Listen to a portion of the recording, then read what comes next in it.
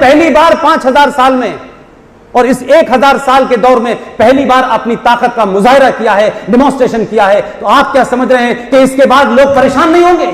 इसके बाद लोग रणनीति नहीं बनाएंगे? इसके बाद हालात खराब नहीं करेंगे? जगह जगह हालात बिगाड़ने की तैयारी बहुत की गई है, क्योंकि उनको मालूम है कि इस वक्त ये करने से दुनिया में मैसेज कुछ और जाएगा। लिहाजा कुछ लोग समझते हैं वो ऐसे ही घूम रहा है, उनकी समझ में नहीं आया।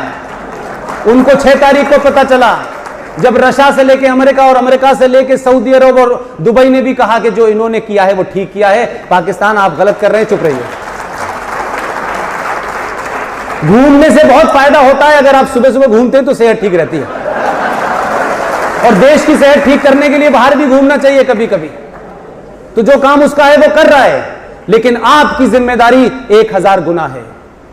आप सोचें कि रोहिंग्याओं के लिए, जिनसे खून का रिश्ता नहीं है, जिनसे भाई भतीजेवाद का रिश्ता नहीं है, उनको बसाने के लिए आजाद मैदान में आप आग लगा सकते हैं। आप सेना के शौर्य का जो स्मारक बना था उसे तोड़ सकते हैं, लेकिन आप मुझे बताएं किसी गली से, किसी मोहल्ले से ईमान वाले लोग जो सुबह से लेकर शाम तक ईमान की बात करते हैं, नमाज पढ़ने से पहले नियत बांधनी होती है, ईमान की बात करते हैं, एक ने भी खड़े होकर के यह कहा कि पिछले 70 साल से हिंदू पंडितों के साथ जुल्म ज्यादती हुई है, उनकी मजम्मत की जानी चाहिए, हम उनके साथ खड़े हैं और हम इस धारा के हटने का इस्तकबाल करते, एक नहीं मिला आपको। दर्द गहरा है, क्योंकि जो स्टेट तैयार की गई थी, जिसका रूप पूरे भारत में हो रहा था, आप ही के उत्तर प्रदेश से, इसी ईस्टर्न यूपी से, इसी बिहार से 25 से ज्यादा मौलवी गए थे, जिन्होंने श्रीनगर की मस्जिदों के अंदर जहर भरे नारे लगाए, और उसके बाद यह इतना बड़ा हादसा हुआ कि पूरी दुनिया में इससे बड़ा जिनोसाइड मैंने नहीं देखा, और ये जिनोसाइड हो गया, और इस पर लोग खामोश हैं। यहां बीजेपी के मेंबर ऑफ पार्लियामेंट बैठे, में 3-4 दिन पहले गुजरात में था, वहां इत्तेफाक से डाइस पे 3 मेंबर ऑफ पार्लियामेंट बैठे हुए थे। मैं उनके सामने भी यही बात दोहरा रहा हूं और इनके सामने भी दोहरा रहा हूं, और इनके पीछे आप लोग लग जाइएगा। देखिए, मतलब लगने का मतलब ये नहीं होगा आप उन विचारों के साथ ही, ये बात इनसे बार बार पूछिएगा, बार बार पूछिएगा। अगर भारतीय जनता पार्टी, अगर उसकी नीयत साफ है, जो कि अभी तक दिखती है, इसलिए कोई शक नहीं है, लेकिन अपनी बात कहने के लिए कह रहा हूं मैं, भारतीय जनता पार्टी की सरकार और भारतीय जनता पार्टी, इतिहास ने एक मौका दिया है, इनको पूरी ताकत दी है।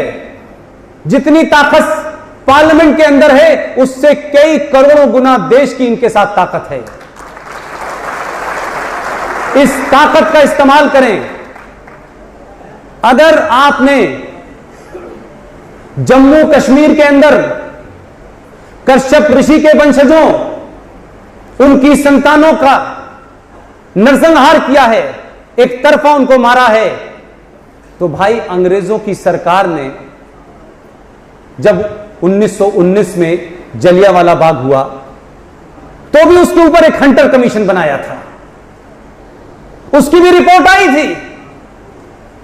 आप मांग कीजिए पूरा देश कि जम्मू कश्मीर में 19 जनवरी 1990 को जो उस वक्त का गृह मंत्री था, जो उस वक्त का मुख्यमंत्री था, इन सब के ऊपर एक ट्राइब्यूनल कमीशन बना करके मुकदमा चलना चाहिए। जो जिंदा नहीं है उन पे मरणोपरांत चले, और जो जिंदा है, फारूक अब्दुल्ला उस वक्त का चीफ मिनिस्टर था, इनको फांसी पर लटकाया जाना चाहिए। ये कमीशन बने, ये रिटायर्ड जज बने या सिटिंग जज बने, ये सरकार तय करे, ये कमीशन बनना चाहिए। और दूसरी सच्ची श्रद्धांजलि मैं मानता हूं, मेरी बात है, मानिए या न मानिए, मैं अपनी बात वैसे ही जैसे मैंने 370 पे देश से कह रहा था, वैसे ही आपसे कह रहा हूं और पूरे देश में कहूंगा। ये ध्यान रखिएगा सतीश भाई, पूरे देश में कहूंगा ये बात। अगर ये बात नहीं हुई तो वही माहौल पूरे ताकत से बनाऊंगा और मेरी पूरी टीम बनाएगी कि 370 जैसे हटी है, वैसे ही दूसरी मांग भी मैं अपनी चाहता हूं। ये मेरी निजी मांग नहीं है, ये उन लोगों के लिए है जो हत्यारे जम्मू कश्मीर में आज भी जीवित हैं, उन हत्यारों का हिसाब लेने के लिए मैंने सिर्फ इतना कहा है कि जम्मू कश्मीर विधानसभा, उसका जो प्रांगण है, उसमें जो लॉन है, उसमें बंगाल से चले उस आदमी की आदमकद मूर्ति लगनी चाहिए, ताकि दुनिया देखे कि जिसको मारा था वो जिंदा है। और ये कभी हिम्मत ना कर पाए लोग। लिहाजा श्यामा प्रसाद की मुखर्जी की मूर्ति जम्मू कश्मीर के प्रांगण में पूरे गाजे बाजे के साथ लगनी चाहिए, और दुनिया उसको देखे कि जिसकी हत्या हमने जिस कारण से की थी वो आज हमारे सामने सीना तान के खड़ा हुआ है। यह महत्वपूर्ण है, उन लोगों को मैसेज देना है जिन्होंने उनकी हत्या की थी, जिन्होंने इस देश के हिंदुओं को गाली दी, पंडितों को उनके धर्म पे मारा। यह उनके लिए मैसेज देना है। यह दो मेरी मांग नहीं है, यह मेरा सजेशन है।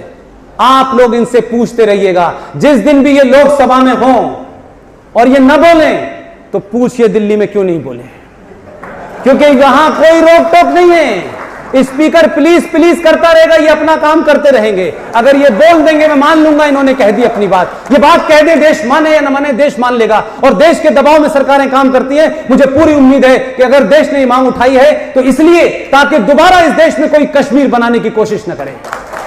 ये मांग इसलिए है, इसके अलावा कोई एजेंडा नहीं है कि इस देश में मुफ्ती मोहम्मद सईद जैसे लोग पैदा ना हो। हिम्मत न करें लोग